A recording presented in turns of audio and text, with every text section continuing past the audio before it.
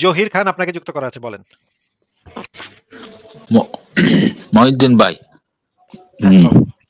আমি অসুস্থ, কথা শুনেন, দয়া করে কাটি দিবেন না, বুঝছেন? দিতে হ্যাঁ, পারি। আপনি আপনি অসুস্থ বলে তো আপনি কোনো এক্সট্রা মানে পাইবেন না ভাই, খাতির পাইবেন না ভাই। হ্যাঁ? না না, অসুস্থতার জন্য ওই দিন আমাদের এখানে কাটি দিছে কোটা তো ওই ভাই, ভাই অসুস্থতার জন্য এখানে কোনো কোটা নাই যে অসুস্থ হইলে আমরা কাটি দিব না। যে অসুস্থদের আমরা একটা স্পেশাল ট্রিটমেন্ট দিব। অসুস্থ আইসা যে কেউ যতক্ষণ ইচ্ছা কথা বলতে পারবে, এরকম তো কোনো কোটা এখানে নাই ভাই। অসুস্থ হন আর সুস্থ হন, এই দিয়ে ভাই আমাদের কিছু যায় আসে না। আপনি অসুস্থ, এটা আমাদের শুনে ভালো খারাপ লাগতেছে। আপনার সুস্থতা আমরা কামনা করি। কিন্তু আপনি অসুস্থ এই কারণে আপনি এখানে আপনারে কাটি দিব না বা আপনারে কাটি দিব, কোনটাই করব না। কাটি দিতেও পারি, কাটি নাও দিতে পারি। এটা বলা যাচ্ছে না ভাই, বলেন। ওই দিন কথা বলছিলাম তো, আপনারা কাটি দিচ্ছেন, এই জন্য বলতেছি, আচ্ছা, বুঝছেন? কিন্তু ভাই অসুস্থ যে বইলাও লাভ নাই। অসুস্থ বইলা কোনো লাভ হইল না তো তাইলে। যে অসুস্থ হইলে যে না, আপনার কাটি দিব না এমন কোনো গ্যারান্টি নাই আপনার ভাই। কথা, আমার কথা শুনে আপনারা কাটি দিচ্ছেন আর কি, বুঝতে পারেন নাই আর কি। ভাই টপিকে যান জয় ভাই, টপিকে যান। টপিকে যাব। হ্যাঁ না, আমার কোনো ও, প্রশ্ন নাই। আমি তো আপনার .com এর একজন পাঠক, বুঝছেন? সবসময় আপনার এই সবসময় দর্শক আপনার আর কি। একটা কথা ছিল। হ্যালো, হ্যাঁ, হ্যাঁ, বলেন, বলেন। শোনা শুরু যাচ্ছে করেন। ভাই, বলেন। আচ্ছা, আমি একটা প্রশ্ন ছিল যে হযরত আলীর হোসেন, হাসান হোসেন, এটা তো আলীর সন্তান এবং পরিবার, নবীর পরিবার কেন হইল এটা? হ্যাঁ, নবীর পরিবার তো এটা হওয়াটা মানে ইসলামের ইয়াটা হচ্ছে ছেলেদের কাছ থেকে পরিবারটা হয়। জি জি। ইয়াটা হয় ছেলেদের কাছ থেকে। কিন্তু যেহেতু মুহাম্মদের কোনো ছেলে ছিল না, এই কারণে ওই ফাতেমার বংশেরই পরে মুহাম্মদ যেহেতু হাসান হোসেনের অনেক আদর করতো, এইজন্য ওইটাকেই পরিবার বলা হয়। আচ্ছা আচ্ছা।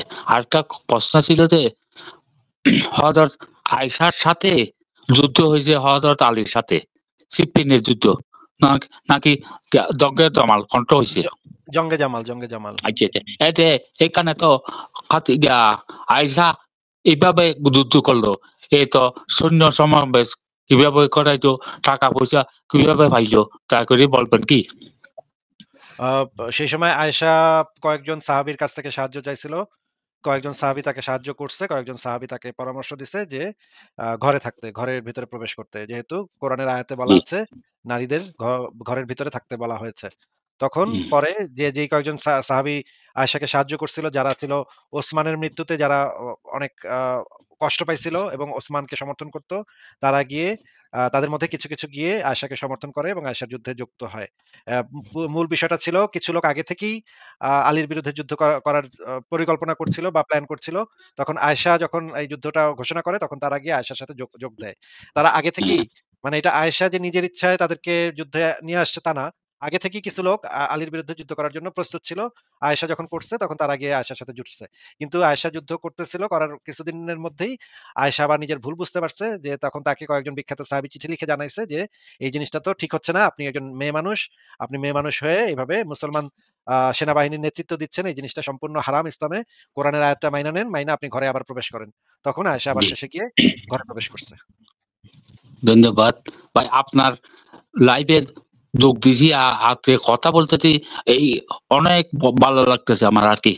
এই জীবনে ১ম আপনি কিন্তু অপরাধী আমার ব্যাপারে, বুঝছেন? আপনি আচ্ছা। আমার ইমান হারা করছেন। আপনার জন্য দোজখের আগুন ওয়াজিব, বুঝছেন? আচ্ছা, ঠিক আছে, অসুবিধা নেই। ওদিকে তো আমি এমনেও যাবো, আমরাও যাবো। অসুবিধা কি? ভাই, এই কথা আর কি। হ্যাঁ, ভালো থাকেন। আমার লাইভে আসলে একখানা আমাকে কথা বলার সুযোগ দিবেন। ধন্যবাদ। আচ্ছা, ঠিক আছে ভাই, আবারও যুক্ত হয়েন। কথা হবে। আর নিজের শরীরের দিকে খেয়াল রাখবেন। আপনার সাথে হুম, কথা বলে হুম। ভালো লাগলো। ঠিক হ্যাঁ, আছে? ওকে। হ্যাঁ, থ্যাংক আচ্ছা, ইউ। আচ্ছা ভাই। আচ্ছা, ঠিক আছে, ভালো থাকেন। আ ফারাজ ভাই, আজকে শুরুতে যিনি যুক্ত হয়েছিলেন, দেখলাম যে উনি অত্যন্ত বয়স্ক, একদম ক্যামেরা অন করে ঢুকে গেছে। অত্যন্ত বয়স্ক একজন ব্যক্তি। উনি নাকি আবার একজন আ ইমাম সাহেব না যেন মাদ্রাসার শিক্ষক কিছু একটা হবেন। উনি এই যে লাইভ টাইপ শুনে নাস্তিক হয়ে গেছে। এবং আমি তারে বললাম যে, "আপনি আর বেশি কথা বইলেন না। আ বিপদ হবে।" দেখ অনেক বয়স্ক মানুষ আমাদের লাইভ গুলা শোনে আরকি। এই জন্যই বলি আসিফ ভাই, আপনি যে মাঝে মাঝে বাজে ল্যাঙ্গুয়েজ ইউজ করেন ভাই, এটা ঠিক না ভাই। এই যে মাঝে, মাঝে আ যে এই টোটন আ ডন টটটা টন টটন এই টাইপের কি জানি সাউন্ড করে এরকম কি টাইপের ওয়ার্ড ইউজ করে এটা ভাই উচিত না আসিফ ভাই। এটা তো খেয়াল রাখা আ উচিত আপনার। আমি করি। ভাই আচ্ছা ঠিক আছে আমরা দুজনেই করি। ঠিক আছে মেনে নিলাম। না দুজনেই মাঝে, মাঝে তবে করি। আসিফ ভাই আই থিংক আমাদের লাইফটা আরেকটু ইয়ে হওয়া উচিত। আই থিংক ফ্যামিলি ফ্রেন্ডলি হওয়া উচিত আসিফ ভাই।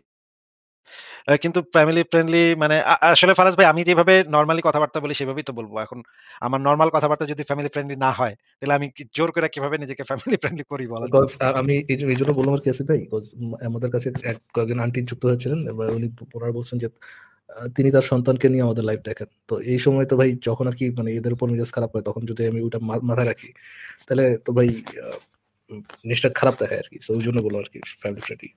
সেটা ঠিক আপনার মানে আপনার যুক্তি আমি মেনে নিচ্ছি। কিন্তু আসলে এটা আমার পক্ষে কতটুকু হবে আ মানে একটা জিনিস সবসময় মাথায় রাখতে হবে তাহলে যে এই যে এই দর্শকরা দেখতেছে। কিন্তু সেটা মাথায় রাখতে গেলে তো সব কথা যখন ধরেন আসছে মুখে আসছে তখন বললাম না। তাহলে একটু আমাদের মানে ন্যাচারালিটি অরিজিনালিটি একটু নষ্ট হবে না?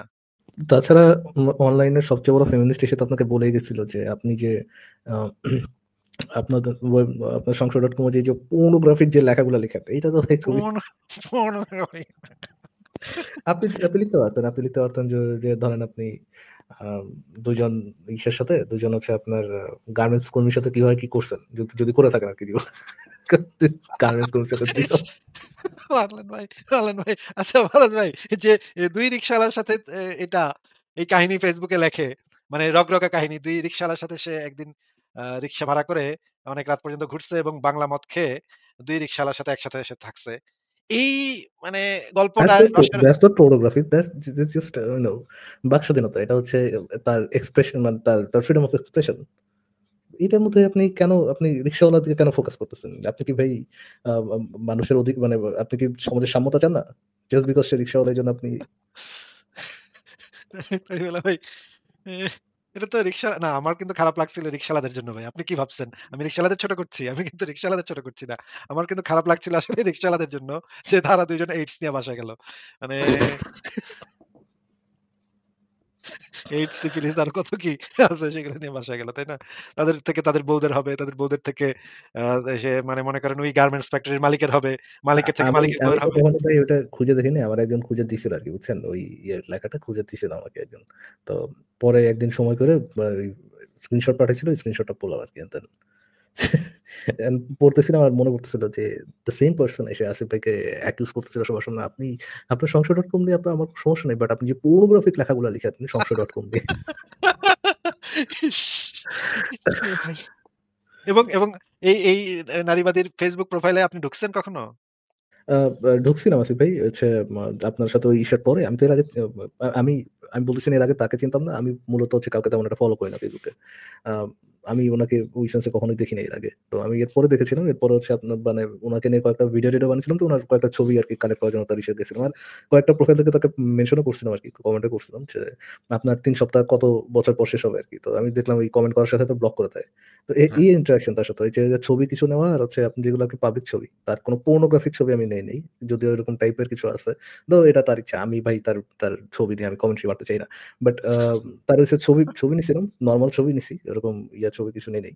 আ যেটাকে সে হয়তোবা নিজে পর্নোগ্রাফিক বলে করবে, অ্যাকিউজ করবে। ওরকম কোন ছবি নেইনি। নরমাল ছবি নিছিলাম আর জাস্ট কমেন্ট করছিলাম যে, "আপনার ওই ৩ সপ্তাহ কবে শেষ হবে?" ব্লক ভাই। সাথে, সাথে ব্লক করে দেয়। কিন্তু ভাই যার প্রোফাইল ভর্তি হচ্ছে এই ছবিতে যে আমি আজকে ৬ জনের সাথে, আমি আজকে ৮ জনের সাথে, ৮ টা ছেলের সাথে আমি একা। আমি কোন ছবির ক্যাপশন পড়ি নাই ভাই। আল্লাহ বাঁচাইছে আমাকে কোন ছবির ক্যাপশন পড়ি নাই। এত মানে সময় নাই আমার। আরেকজনকে অ্যাকিউজ করতেছে যে সে মানে কেমনে কি ভাই? মানে মানুষ কিভাবে পারে এই জিনিসটা? এই জিনিসটাই আমি বুঝি না যে সে ছবি দিচ্ছে ৮ জন তাকে ঘিরে রাখছে এবং সে মাঝখানে এবং আই গেস পিনাকির সাথে কোন রিলেশন রাখতে হলে কোন না কোন যোগ্যতা তো দরকার মানুষের।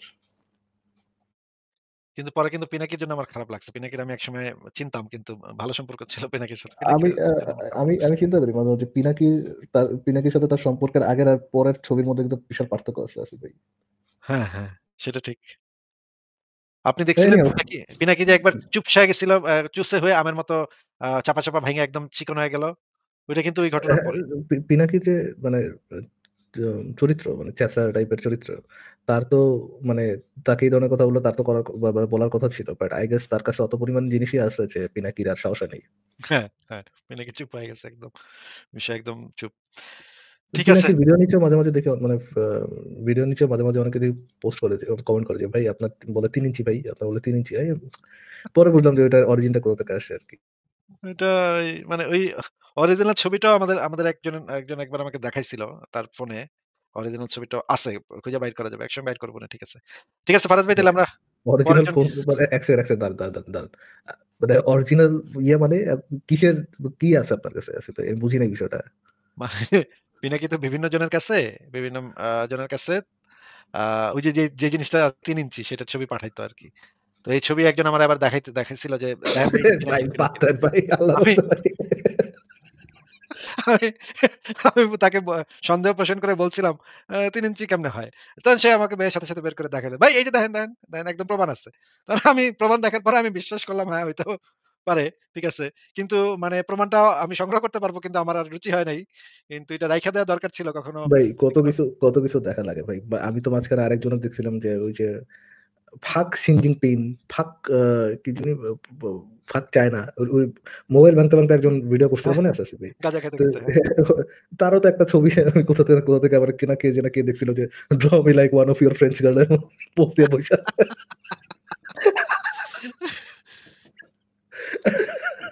তো ভাই কি দেখা যাবে আর কি দেখা যাবে বাকি আছে ভাই। মাঝে, মাঝে হাসিই লাগে ভাই এগুলো দেখতে। বাংলাদেশের ফেসবুকটা একটা বিনোদন কেন্দ্র। বাংলাদেশটাই আসলে একটা বিনোদন কেন্দ্র। এটা একটা ভালো মজা। এ ঠিক এ আছে ফারাজ এগুলো হচ্ছে ভাই দিনের শেষে হচ্ছে আ এপিটোমি অফ এপিটোমি অফ আ কি বলে? মোরালিটি আমাদের সোসাইটিতে এপিটোমি অফ মোরালিটি এরকম যে টপ নচ মোরাল ক্যারেক্টার কারা আছে। হ্যাঁ, ঠিক আছে আমরা দেখি আর কারা আছে তাহলে আমাদের সাথে। আ